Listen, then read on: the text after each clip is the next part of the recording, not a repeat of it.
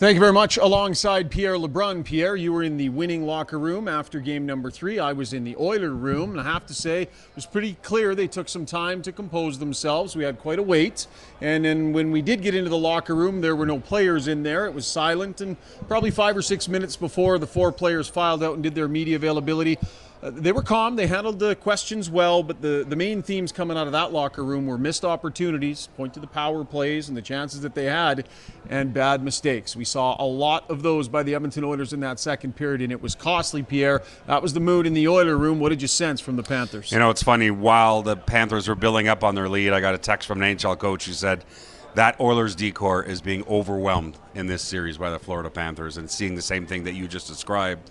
And that is the difference so far in this series. The other part of it, you mentioned it, it is nothing short of stunning that the Oilers power play is 0 for 10 in the Stanley Cup Final. I mean, this is a thing. I mean, I wrote about it earlier in these playoffs that teams thought they couldn't defend, that they couldn't pre-scout for. It's that dynamic, and the Florida Panthers have shut them down. Listen, it's not like they haven't had looks. I mean, Connor McDavid with the amazing grade A chance on that first power play of the night.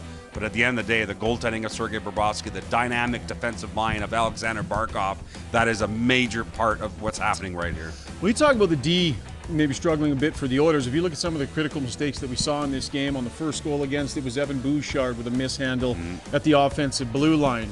Puck goes back the other way, and it's Matthias Ekholm, big minute guy, not picking up a stick in front of the net. We saw Darnell Nurse with a tough turnover 5 feet from his own net. Brett Kulak, maybe a little questionable on the one goal where Stuart Skinner made the mistake behind the net as well, allowing the Panthers to be first. There were some big mistakes here from blue liners all across the board. It's not that the Panthers aren't making these mistakes, Pierre, they are, but Bobrovsky is cleaning every single one of them up for the Panthers. Well, it's definitely stinging the Edmonton Oilers. This is a tough test. We all know what the statistics say. The Oilers are doing and saying the right things at this time. It's about all you can do or say, but this is a tough one to dig out of. Yeah, and in the Panthers room, of course, it was cliche central as well, because they don't want to look ahead. They talked about staying in the moment and not trying to think about the Stanley Cup being in the building on Saturday. Good luck with that. A lot of these players have never been there, but I love a moment in the dressing room after the game. Panthers GM Bill Zito comes in, goes to Bobrovsky. No words are exchanged. Yeah.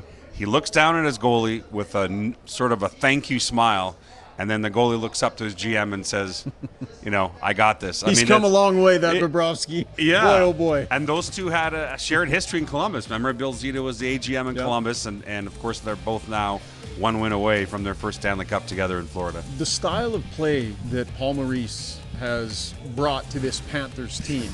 There was a lot of talk when they made that coaching change about whether it was the right thing to do or not. Well, fast forward a couple seasons.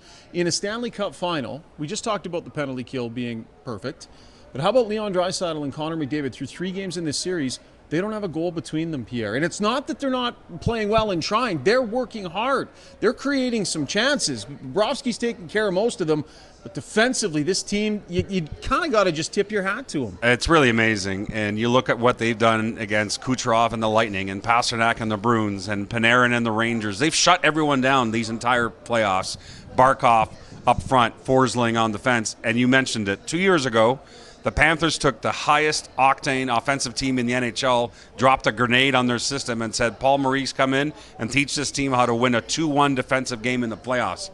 That's what they've done. This Oilers team has basically come back from the dead once this season, right? We all saw that start. They were dead last. Lots of people were counting them out. They flipped the script and gained a lot of confidence from that. That's a lot different than the Stanley Cup being in the building and the Florida Panthers able to see it and taste it. Saturday night's going to be a huge test for the Oilers. That's where they start their journey.